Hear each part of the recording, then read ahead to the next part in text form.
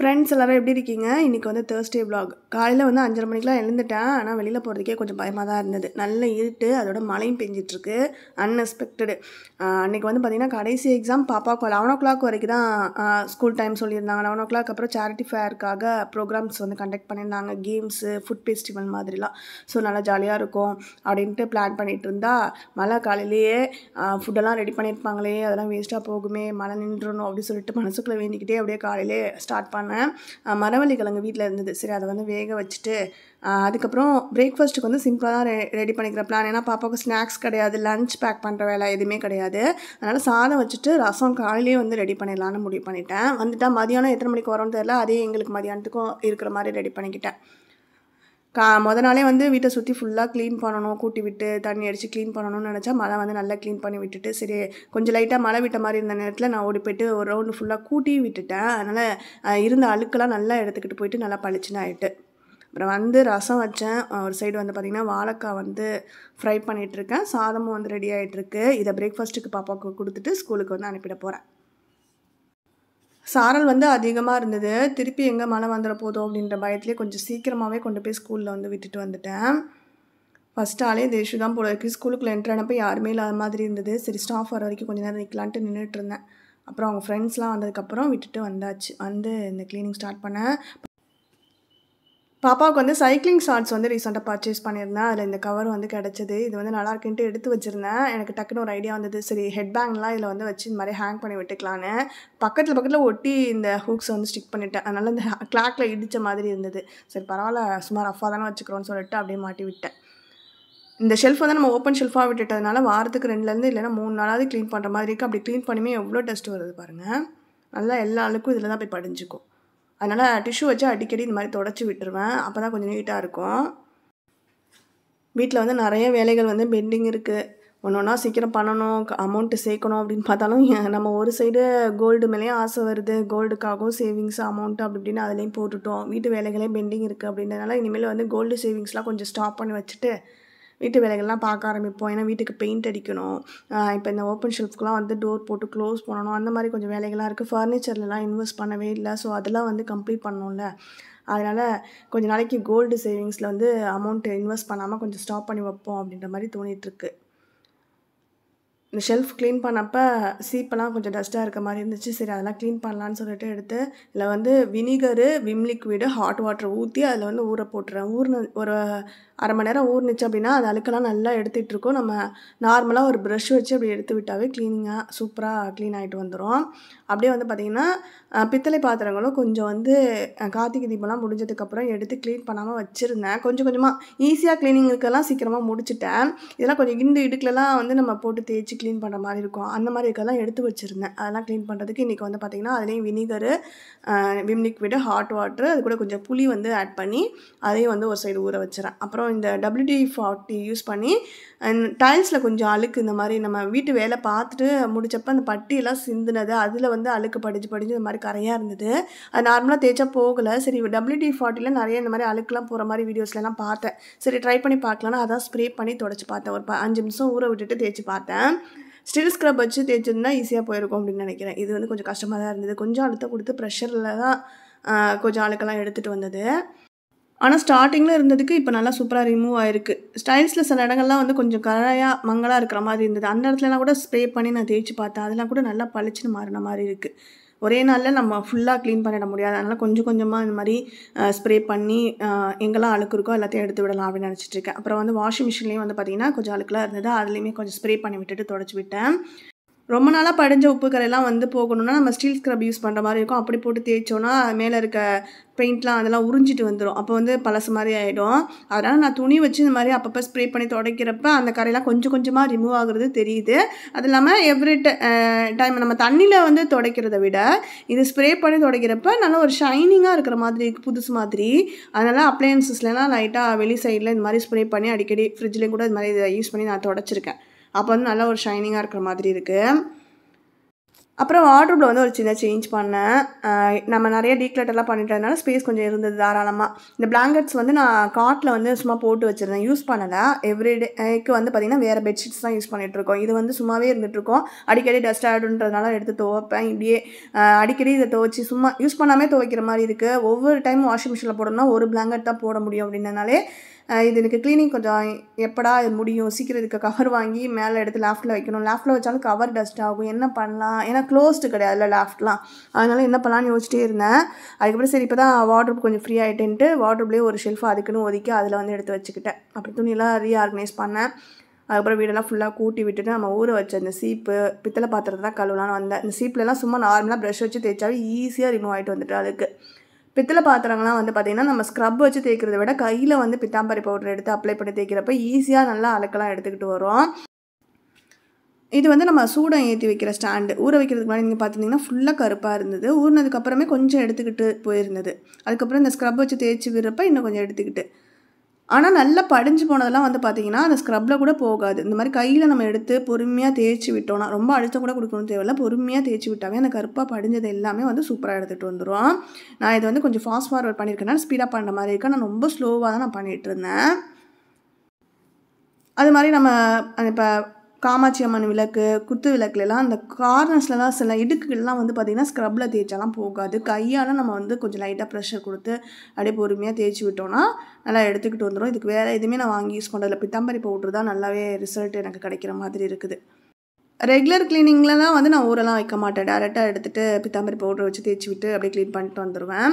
இதெல்லாம் கொஞ்சம் நாளாக வந்து பார்த்திங்கன்னா அழுக்கு படிஞ்சு இருந்தது. அதுக்கப்புறம் கார்த்திகை தீபத்தப்பையும் யூஸ் பண்ணிவிட்டு அப்படியே தான் வச்சுருந்தோம். அந்த எண்ணெய் பிசுக்கெலாம் நல்லா படிஞ்சிருந்தனால கொஞ்சம் நேரம் அதை வந்து ஹாட் வாட்டரில் ஊற வச்சோன்னா அந்த எண்ணெய் பிசுக்கெலாம் எடுத்துக்கும். அதுக்காக தான் ஊற வச்சுருந்தேன்.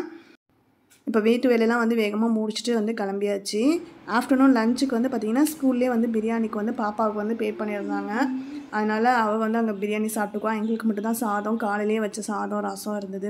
மீன் வந்து மசாலா தடவி ஃப்ரிட்ஜில் வச்சுருந்தேன். ஸோ அதை எடுத்து வறுத்துக்கலான்னு முடிவு பண்ணியாச்சு. அதனால் கிளம்பி போயிட்டோம். போகிறப்ப லைட்டாக சாரல் இருந்தது, கொடையை பிடிச்சிட்டே போனோம். மழை வரவே கூடாதுன்னு வேண்டிகிட்டே இருந்தேன். அதே மாதிரி உள்ள ஸ்கூலுக்கு நாங்கள் போனதுக்கப்புறம் மழை இல்லை. எல்லாருமே நிறைய கூட்டமாக ஃபேமிலியாக வந்து ப்ரோக்ராமில் வந்து கலந்துக்கிட்டாங்க. எல்லாருமே குழந்தைங்கள வந்து கேம்ஸ்லாம் பார்ட்டிசிபேட் பண்ண வச்சுருந்தாங்க. நானும் வந்து பார்த்திங்கன்னா பாப்பா டிஜேயில் வந்து டான்ஸ் ஆடுறேன்னு சொல்லியிருந்தாங்க. ஒரு கிளாஸ் ரூமில் வந்து லைட்ஸ்லாம் போட்டு சாங்லாம் வந்து வச்சுட்டு நல்லா என்ஜாய் பண்ண விட்டுருந்தாங்க. அங்கே போய்ட்டு டான்ஸ் ஆடிட்டு இருந்தா. அதுக்கப்புறம் வந்து கேம்ஸ்லாம் கலந்துக்கிட்டாங்க. அதில் வந்து ஃபேக் எக் வந்து அதில் மட்டும் வந்து வின் பண்ணிட்டாங்க. எப்படி கண்டுபிடிச்சாங்கன்னு தெரியல. எது வந்து உனக்கு மனசில் ஃபேக் எக்னு தோடுதோ அதை கை வச்சு தொடுமான்னு ஒரு 4 ரோஸ் வந்து எக் வச்சுருந்தாங்க. அது கரெக்டாக தொட்டுட்டா. அவளுக்கு எப்படி அது மனசில் தோணுச்சுன்னு தெரியல. அதுக்கு வந்து ஒரு பபுள்ஸ் கிஃப்டாக கிடச்சிது. சரி அதை வாங்கி ஊதிக்கிட்டு அவ்வளோ ஹாப்பியாக என்ஜாய் பண்ணிட்டே வந்தா. வீட்டில் வந்து சாப்பிட்டுட்டு நல்லா ரெஸ்ட் எடுத்துட்டோம். அப்புறம் ஈவினிங் வந்து கொஞ்சம் ஷாப்பிங்க்கு போகலான்னு சொல்லிட்டு வெளியில் கிளம்பியிருந்தோம். ஸ்லிப்பர் மெயினாக வாங்கணும். என்னோடய ஸ்லிப்பர் வந்து அறுந்துட்டு எப்போவுமே எக்ஸ்ட்ரா ஒன்று வந்து வீட்டில் வந்து வச்சுருப்பேன். இந்த டைம் வந்து கரெக்டாக யூஸ் பண்ணிட்டு இருந்த ஸ்லிப்பர் மட்டும்தான். அதனால் அப்படியே கொஞ்சம் டேமேஜ் ஆனதே ஒட்டி வச்சு அப்படியே மேனேஜ் பண்ணிவிட்டு ஒரு நாள் கண்டிப்பாக ஸ்லிப்பர் வாங்கிடணும்னு சொல்லிட்டு தான் கிளம்பி போயிருந்தோம். நான் போனோடனே பார்த்து டக்குன்னு எனக்கு பிடிச்சிருச்சு. எப்போவுமே மேக்ஸில் எனக்கு செட் ஆகாது. அதனால் ஃபஸ்ட்டு பாப்பாவுக்கு மேக்ஸில் ஷூ எடுத்துகிட்டு அதுக்கப்புறம் நம்ம வந்து போய் வாங்கிக்கலாம் பேட்டாலா அப்படின்ற மாதிரி யோசிச்சுட்டு தான் போனேன். ஆனால் போனோடனே மேக்ஸில் எனக்கு வந்து இந்த டைம் வந்து செட் ஆகிட்டு. ஆன்லைனில் வாங்கியிருக்கேன் நிறைய டைம். ஆனால் வந்து டேரெக்டாக ஷோரூமில் போயிட்டு பார்த்து உடனே எடுத்தது இதுதான் ஃபர்ஸ்ட் டைம் நினைக்கிறேன். எடுத்துகிட்டு எனக்கு ரொம்ப பிடிச்சிருந்தது. நல்லா சாஃப்டாக இருந்தது ஸ்லிப்பர். நான் எடுத்துகிட்டு அப்புறம் பாப்பாவுக்கு வந்து இந்த ஷூ டைப்பில் இருக்கிறது எல்லாமே எடுத்து போட்டு பார்த்துட்டு இருந்தோம். சைஸ் வந்து ஒன்று ரொம்ப டைட்டாக இருக்குது, இல்லைனா ரொம்ப லூஸாக இருக்குது. ஸ்டாக் இல்லை. அதுக்கப்புறம் சரி பேட்டாவில் போய் பார்க்கலான்னு பார்த்தப்ப இந்த ஷூ பிடிச்சிருந்தது. இதுலேயுமே எனக்கு வந்து பார்த்திங்கன்னா சைஸ் இல்லாமல் போயிட்டு சின்ன சைஸ் தான் இருந்தது. சரி அப்படியே ஒரு ஒன்று பார்த்துட்டு திருப்பி வரப்போ மளிகை ஜாமான்லாம் கொஞ்சம் வாங்க வேண்டியது இருந்தது. கிறிஸ்மஸ்க்கு வந்து பார்த்திங்கன்னா பிரியாணி செய்யலான்னு சொல்லிட்டு அதுக்கு பாஸ்மதி அரிசி வாங்கியிருந்தோம். அப்புறம் பிரியாணி மசாலா, முட்டையெல்லாம் கொஞ்சம் இப்போயே வந்து வாங்கிக்கிட்டேன். ஒரு 10 முட்டை வாங்கினேன். அப்புறம் கோதுமை மாவு வந்து பார்த்திங்கன்னா ஆஃபரில் இருந்தது. பை 1 get 1ல் 1/2 kg வாங்கினா 1/2 kg ஃப்ரீ, 36 rupees அப்படின்ற மாதிரி. சரி அதுவும் வாங்கிக்கிட்டோம். பாப்பாவுக்கு வந்து 11 days லீவ் நாளில் குழந்தைங்கள என்டர்டெயின் பண்ணணும்னா மூவி டைம் வந்து நாங்கள் நிறையா இந்த லீவ்லலாம் நாங்கள் என்ஜாய் பண்ணுவோம். அதனால் வீட்லேயே வந்து ஏதாவது படம் போட்டு விட்டுட்டு அந்த டைமில் ஸ்நாக்ஸ் ரெடி பண்ணுறதுக்காக பாப்கார்னும் வந்து வாங்கி வச்சுருந்தேன். ஒரு வழியாக எக்ஸாம்ஸ் முடிஞ்சிருச்சு, நீ ஜாலியாக ஆட வேண்டியதான்னு சொல்லிட்டு பாப்பாவுக்கு அது ஒரு ஹாப்பினஸ்ஸு. நல்லா என்ஜாய் பண்ணிட்டு இருந்தாங்க. அப்படி தான் அந்த நாள் போனது. இதுக்கப்புறம் ஒரு 3 ட்ரெஸ் வந்து நான் உங்ககிட்ட அதோட ஹால் மாதிரி ஷேர் பண்ணிக்கிறேன். நீங்கள் யாராவது வாங்கணுன்னா உங்களுக்கு யூஸ்ஃபுல்லாக இருக்குன்றதுக்காக. பாப்பாவுக்கு வந்து ரீசெண்டாக இதெல்லாம் வந்து நான் பர்ச்சேஸ் பண்ணியிருந்தேன். 2 வந்து அமேசான் வந்து, 1 வந்து மீஷோவில் வந்து வாங்கியிருந்தேன். ரொம்ப நாளா சோலி டைப்பில் வந்து ஒரு ட்ரெஸ் கேட்டுட்டு இருந்தாங்க. நான் கார்ட்டில் ஆட் பண்ணதும் வாங்கலான்னு பார்க்குறப்ப அவுட் ஆஃப் ஸ்டாக் போயிட்டு. சரி திருப்பி ஸ்டாக் வந்தோடனே ஆர்டர் போட்டுருன்னு சொல்லி வெயிட் பண்ணிகிட்டே இருந்தேன். ஸ்டாக் வந்ததுமே டக்குன்னு ஆர்டர் ப்ளேஸ் பண்ணிட்டேன். எங்கே ஸ்டாக் திருப்பி அவுட் ஆஃப் ஸ்டாக் போயிட போதோன்னு எனக்கு என்னமோ இது வந்து ஓல்டு ஸ்டாக் வச்சு அவங்க வந்து யாராவது வாங்குறது திருப்பி வந்து ரிட்டன் போட்டாங்கன்னா அவங்க கைக்கு வரும். திருப்பி அதை ஸ்டாக் இருக்க மாதிரி காட்டுவாங்க. இதே மாதிரி பண்ணியிருப்பாங்களோன்னு எனக்கு மனசில் தோணுது. எதனால் அப்படின்னு பார்த்தீங்கன்னா ரொம்ப டல்லாக இருக்கிற மாதிரி இருந்தது. பிக்சரில் பார்த்ததுக்கும் கலர் வந்து டஸ்கி ப்ளூன்னு போட்டிருந்தாங்க. Colour okay. அதில் இருக்க பிரிண்ட் வந்து நல்லா டார்க்காக ஒயிட் கலரில் பிரிண்ட் இருக்கிற மாதிரி இருந்துச்சு. ஆனால் இது வந்து வந்தப்பே வந்து அந்த பிரிண்டெல்லாம் கொஞ்சம் போயிருக்க மாதிரி ரொம்ப டல்லாக இருக்கிற மாதிரி ஒரு ஃபீலாக இருந்தது.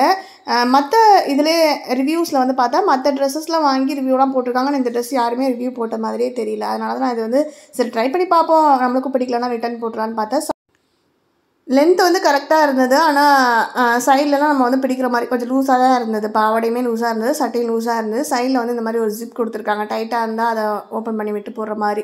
ஷர்ட்டில் தான் வந்து டாப்பில் தான் வந்து பார்த்திங்கன்னா நம்மளுக்கு ஸ்டிச்சிங்லாம் வந்து போயிருந்தது. இப்போயே ஸ்டிச்சிங் குவாலிட்டி எனக்கு சுத்தமாக பிடிக்கல. ஆனால் மெட்டீரியல் குவாலிட்டி ரொம்ப நல்லா இருந்த மாதிரி இருந்துச்சு. இந்த பிரிண்ட் இல்லாமல் நான் சொல்கிறேன், ஜார்ஜெட் மெட்டீரியல் ரொம்ப நல்லா இருந்தது. இதுலேயே வந்து நல்லா டார்க்கான பிரிண்ட்டில் இந்த ஸ்டிச்சஸ்லாம் கரெக்டாக வந்திருந்ததுன்னா கண்டிப்பாக இது ரொம்ப சூப்பரான ஒரு ட்ரெஸ்ஸாக இருந்திருக்கும். இதான் ஜவாலின்ற பிராண்டில் வாங்கியிருந்தேன்னு நினைக்கிறேன். பிராண்ட் நேம் கரெக்டாக சொல்கிறான்னு தெரியல. லிங்க்லாம் டிஸ்கிரிப்ஷனில் கொடுக்குறேன், செக் பண்ணி பாருங்கள். இதில் மற்ற ட்ரெஸ்ஸஸ்லாம் ரிவ்யூலாம் ரொம்ப நல்லா இருக்குன்னு தான் போட்டிருந்தாங்க. வேணால் நம்ம வந்து வேறு ட்ரெஸ் சூஸ் பண்ணிக்கலாம் அப்படின்னு தோணுச்சு. ஆனால் சைஸ்க்காக வியர் பண்ணி பார்க்கலான்னு சொல்லிட்டு பாப்பாவுக்கு வந்து போட்டு விட்டுருந்தேன். பாவடையுமே ரொம்ப லூஸாக இருந்தது. ஊக்கு போட்டு தான் வந்து போட்டு விட்டுருக்கேன். மேலே அந்த ஷால் மாதிரி வரதில் வந்து பின் மாதிரிலாம் ஃபுல்லாக ஸ்டிச் பண்ணலை, பின்னும் நான் போடலை. அங்கே வந்து ஒரு இது மாதிரி பெல்ட் மாதிரி தான் ஒரு ஆப்ஷன் கொடுத்துருக்காங்க. அது வழியாக உள்ளே விட்டு பின்னாடி இழுத்து விட்டுக்கிற மாதிரி. அதே மாதிரி இல்லை மற்ற ட்ரெஸ்ஸஸ்லாம் ஹிப் தெரிகிற மாதிரி இருந்துச்சு. இதில் மட்டும் தான் ஃபோட்டோவில் பார்த்தப்ப ஹிப் வந்து கொஞ்சம் கவராக இந்த மாதிரி இருந்தது. டாப் ரொம்ப ஷார்ட்டாக இருந்தாலும் பாப்பா போட மாட்டாங்க. இது வந்து கரெக்டாக இருந்தது. சைட்லலாம் தான் கொஞ்சம் லூஸாக இருந்துச்சு. அம்மா பெல்ட் போட்டுருந்தா கரெக்டாக இருந்திருக்குமான்னு சொல்லிட்டு இருந்தா. அதனால் பட்டுப்பாவடை சட்டியில் இருந்த பட்டுப்பாவடை சட்டிக்கெலாம் போடுவோம்ல, அந்த இதை எடுத்து போட்டு விட்டுருந்தேன். அது வந்து பார்க்கறதுக்கு நல்லா தான் இருந்தது. ஆனால் என்ன பண்ணுறது, ஸ்டிச்சிங் குவாலிட்டி எனக்கு இதில் ஃபஸ்ட்டு வந்ததுமே இப்படி இருந்தால் நம்மளுக்கு கஷ்டமாக இருக்கும்ல. நல்லா இருந்ததுன்னா நம்ம வேணால் ஒரு எக்ஸ்ட்ரா ஒரு ஸ்டிச்சிங் வந்து போட்டுருந்துருக்கலாம். அப்புறமா பாப்பாவுக்கு வந்து பார்த்திங்கன்னா டான்ஸ்க்கு வந்து ரெட் கலர் ட்ரெஸ் வேணும்னு கேட்டிருந்தாங்க. அவளும் ரொம்ப நாளாக கிறிஸ்மஸ்க்கு ரெட் ட்ரெஸ் வேணும் அப்படின்னு சொல்லி கேட்டுட்டு இருக்க நேரத்தில் கரெக்டாக டான்ஸ் ட்ரெஸ்ஸும் ரெட் கலர்னே வந்துட்டு அவங்க மீஷோலேருந்து ஒரு பிக்சர் அனுப்பியிருந்தாங்க. அதையும் வந்து ஆர்டர் போடலான்னு சொல்லி ஆர்டர் போட்டிருந்தேன். பிக்சரில் பார்த்த மாதிரியே பார்க்கறதுக்கு நேர்லேயும் ரொம்ப சூப்பராக இருந்தது. ஆனால் இதில் என்ன ஒரு மிஸ்டேக்குன்னு பார்த்தீங்கன்னா மெட்டீரியல் குவாலிட்டி அந்தளவுக்கு சாட்டிஸ்ஃபைடாக இல்லை. 463 அந்த மாதிரி இருந்துச்சுன்னு நினைக்கிறேன் இதோட ப்ரைஸு. அந்த ப்ரைஸ்க்கு ஏற்ற மாதிரி தானே இருக்கும் அப்படின்னு சொல்லிட்டு நம்ம மனசை தேத்திக்கிட்டாலும் உள்ளே வந்து பார்த்திங்கன்னா லைனிங் குவாலிட்டி எனக்கு சுத்தமாக பிடிக்கல. வெளியில் இருக்க நெட்டு இது கூட பரவாயில்ல, குவாலிட்டி நல்லாவே இருக்குது. அதுக்கப்புறம் அந்த லைனிங் வந்து பார்த்திங்கன்னா லென்த்து ஹைலோ டைப்புன்றப்ப ஃப்ரண்ட்டில் அந்த லைனிங் வந்து நீ லென்த் வரைக்கும் வந்திருந்தாலும் பரவாயில்ல. லைனிங் ரொம்ப தூக்கலாக கொடுத்துட்டு நெட்டு தான் வந்து பார்த்திங்கன்னா நீ லென்த்து அந்த லைனிங்கை விட கொஞ்சம் கீழே இறக்குற மாதிரி இருக்குது. அது வந்து பார்க்கறதுக்கு கொஞ்சம் ஒரு மாதிரி இருக்க மாதிரி இருந்துச்சு. பேக் சைடு வந்து அதே மாதிரி நல்லா இறக்கமாக இருந்தது நெட்டு. ஆனால் லுக் வைஸ் வந்து தூரத்துலலாம் பார்த்தா இந்த அளவுக்கு இந்த குவாலிட்டிலாம் வந்து வெளியில் தெரியல. நல்லா சூப்பரான ஒரு ட்ரெஸ் அந்த மாதிரி வந்து லுக் வந்து கொடுத்துருக்காங்க. பாப்பா வந்து வியர் பண்ணியிருக்கிறத பார்க்குறப்ப உங்களுக்கு நல்லா கிளியராக தெரியும் அப்படின்னு நினைக்கிறேன். ஃப்ரண்ட்டில் வந்து லைனிங் வந்து கொஞ்சம் நீ கூட மேலே இருக்குது. அதுக்கப்புறம் அந்த நெட்டு வந்து கொஞ்சம் இறங்குன மாதிரி வருது. அப்புறம் பேக் சைடு நெட்டு நல்லா இறக்கமாக கொடுத்துருக்காங்க. இந்த ட்ரெஸ்ஸை பொறுத்த வரைக்கும் ஒரே ஒரு சாட்டிஸ்ஃபேக்ஷன் என்ன அப்படின்னா லுக்கு வந்து நான் உண்மையிலே பிக்சரில் இருக்கிற மாதிரியே நம்மளுக்கு ரொம்ப சூப்பராக கொடுத்துருக்காங்க. தூரத்துலலாம் பார்த்தா வா சூப்பரான ஒரு ட்ரெஸ், பார்ட்டி வியர், டான்ஸ்க்கெலாம் போட்டுட்டு ஆடுறதுக்கு ரொம்ப நல்லாயிருக்கும். நல்ல ஒரு குத்து டான்ஸ் ஆடணும்னா இதை போட்டுட்டு ஆடலாம். ஆனால் இதை வந்து ரெகுலர் யூஸ்க்கெலாம் குழந்தைங்களுக்கு எங்கேயாவது போட்டு விட்டுலாம் வெளியில் கூட்டிகிட்டு போனோம்னா பாப்பா மெயினாக இந்த மாதிரி நீ லென்த்துக்கு கொஞ்சம் தூக்குன மாதிரிலாம் இருந்தால் போட மாட்டாங்க. அதனால் சீக்கிரமாக வளர்ந்துட்டானா இதை வந்து சுத்தமாக ஒரு 2-3 மந்த்ஸ்லேயே இன்னும் தூக்குன மாதிரி ஆகிடும். அப்புறம் போட மாட்டாங்க. அதனால் நான் அதுக்கப்புறம் அமேசான் வந்து டாய் பலூன்னு சொல்லிட்டு ஒரு பிராண்ட்லேருந்து நான் இந்த ட்ரெஸ்ஸை ஆர்டர் போட்டிருந்தேன். இந்த ட்ரெஸ் வந்து ஹைலோ டைப் கிடையாது, நார்மலாக லாங் ஃப்ராக் டைப்பு. இதில் நிறைய கலர் ஆப்ஷன்ஸ், நிறைய ட்ரெஸ்ஸஸ் இருந்ததுன்னா எல்லா ட்ரெஸ்ஸையும் கிளிக் பண்ணி ரிவ்யூஸ் செக் பண்ணால் எதுலேயுமே வந்து ரிவ்யூ கொடுக்கல. வாங்கலாமா வேணாமான்னு சொல்லிட்டு ரொம்ப டவுட். அதுக்கப்புறம் பார்த்தா சரி ஓகே, டான்ஸ் டேக்கு ஒரு 3 டேஸ்க்கு முன்னாடியே தான் இந்த ட்ரெஸ் வர மாதிரி இருந்துச்சு டெலிவரி. சரி ஆர்டர் போடுவோம், நல்லா இருந்தால் வச்சுக்கலாம், இல்லை அப்படின்னா அதுக்கப்புறம் நம்ம டேரெக்டாக ஷாப்லேயே போய் திருப்பி எடுத்துக்கலாம், வேறு ஆப்ஷன் இல்லை. நான் இதுக்கு முன்னாடி நம்ம போயிட்டு ஒரு நாள் ஷாப்பிங்கில் ரெட் ட்ரெஸ் வந்து ஃபுல்லாக எல்லா ஷாப்லேயும் செக் பண்ணிவிட்டு வந்துவிட்டோம். ப்ரைஸஸ்லாம் அதிகமாக இருந்தது. இது வந்து கரெக்டாக 999 ருபீஸ். நல்லா இருந்தது அப்படின்னா கண்டிப்பாக வச்சுக்கலான்னு பார்த்தா அதே மாதிரி இதில் லைனிங் குவாலிட்டியாக இருக்கட்டும், ஸ்டிச்சிங் குவாலிட்டியாக இருக்கட்டும், எல்லாமே எனக்கு ஃபுல் சாட்டிஸ்ஃபைடு.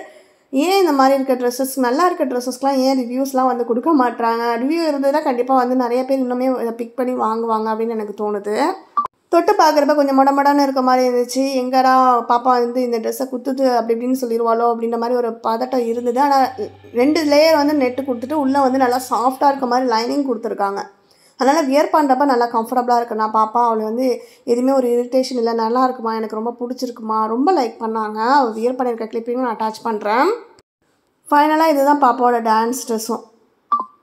இந்த ட்ரெஸ் கூட வந்து பார்த்திங்கன்னா white gloves, white socks match பண்ணிவிட்டு மேலே வந்து சாண்டா கேப்பு. அவங்க ஸ்கூலில் ஆடுற டான்ஸை தான் இப்போ ப்ராக்டிஸ் பண்ணிகிட்ருக்காங்க. ரொம்ப க்யூட்டாக இருந்தது இந்த ட்ரெஸ் வியர் பண்ணியிருக்கிறப்ப அவளுக்கு. பேக் சைடு வந்து ஒரு ஜிப் மாதிரி கொடுத்துட்டு நாட்டும் கொடுத்துருக்காங்க. அவளுக்கு லூஸாக இருந்தால் கூட இழுத்து கட்டிக்கலாம். அதுக்கப்புறம் மேலே அந்த நெட்டட் லேயரில் வந்து லைனிங் வந்து உங்களுக்கு தெரியுதா, ஃப்ரண்ட் அண்ட் பேக்கில் வந்து கொஞ்சம் இறக்குன மாதிரி உள்ளே கொடுத்துருக்காங்க. அது ஒரு டிசைனாக. நான் வந்து இந்த 7 to 8 சைஸ் வந்து எடுத்திருந்தேன். பாப்பாவுக்கு லென்த்தெல்லாம் பாருங்கள் கரெக்டாக இருக்குது. இந்த பிராண்டில் நிறைய கலர் ஆப்ஷன்ஸ் வந்து அவைலபிளாக இருக்குது. ஹைலோ டைப்பில் ட்ரெஸ்ஸஸ்லாம் கூட இருக்குது. நெக்ஸ்ட் டைம் வந்து நம்ம ஏதாவது எடுக்கணும் ட்ரெஸ்ஸு, இந்த மாதிரி ஃப்ராக் டைப்பில் லாங் ஃப்ராக் எடுக்கணுன்னா எங்கேயுமே போய் அலையாமல் கண்ணை மூடிட்டு நான் இந்த பிராண்டில் வந்து ட்ரை பண்ணுவேன். எனக்கு ஃபுல் சாட்டிஸ்ஃபைடு.